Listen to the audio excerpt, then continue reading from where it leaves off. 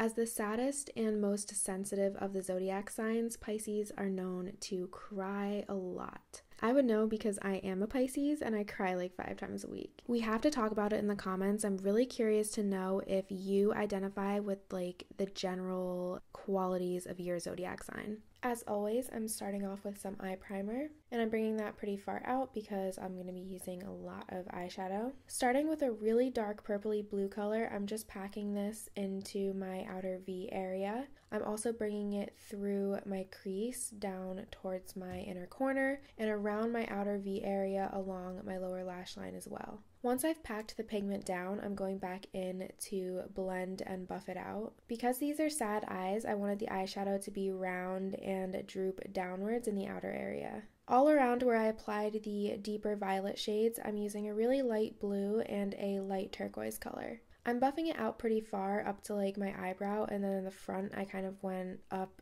through my eyebrow a little bit with the turquoise shade, but I'm just going back in with the medium tones and trying to get this gradient nice and smooth. I used some light pink and purple eye primer to create a nice cool toned rosy flush, and then I contoured with some cream contour and used a purple cream blush to deepen that shade, taking a little break to have a nice and healthy snack that my husband brought me. After using the cream products, I'm using a light purple eyeshadow to set everything and deepen the color a little bit. I'm using a blue liquid eyeshadow to roughly sketch out the shape of this fish. I am using a reference to kind of inspire the shape of the fish and give me an idea of how to do the fins. I'm going back in with more purple eyeshadow and patting this all around the shape of the fish. I wanted it to kind of glow purple. I'm using water activated liner to define the details. The brushes and the eyeliners that I'm using are from Glisten Cosmetics, and I'm really just feeling my way through this. Honestly,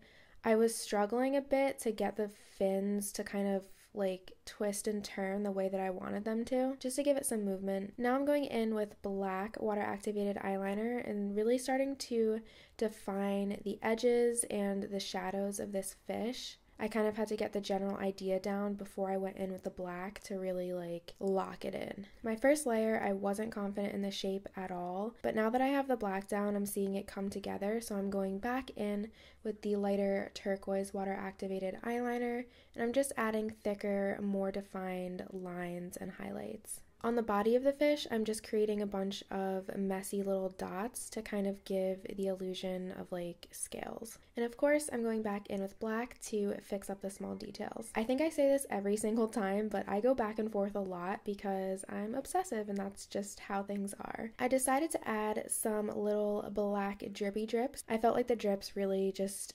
accentuate like the sad vibes of this look. So I'm using a Q-tip. Well, actually I used a few Q-tips and some micellar water to remove the eyeshadow in this front part of my eye. As you can see, the cut crease is kind of tilted like upwards towards the front of my brow because again, we're going for sad girl vibes. All over my lid, I used a beautiful duochrome eyeshadow from Gourmande Girls. I'm just using my finger because that's the best way to apply it, and anyone who tells you differently is lying. I'm using a really beautiful sparkly pigment in my inner corner. It's from Danessa Myricks, but I believe it has been discontinued. I'm bringing it down through my eye bags because it emulates tears. I wanted a bit more drippy action, so I'm going in with the light purple eyeshadow and adding some drips coming from underneath my eyes. I'm really solidifying those drips with some turquoise eyeshadow, and then I'm using water activated paint to add some highlights and give the tears some dimension, and I'm also adding a bunch of little dots around the fishy. I know it looks like nail polish, but I promise this is just glitter glue. I'm applying it throughout my under eye area. On top of the glue, I'm applying these beautiful little chunky glitter pieces that are shaped like crescent moons. Please, please, please be careful putting large pieces of glitter near your eyes, or really any pieces of glitter near your eyes. You do not want to get an infection. It's so pretty. I love the iridescent glitter. I'm blending some light purple eyeshadow around the edges and corners of my lips. Then I'm using lip liner on top of that and going back in and buffing that out as well.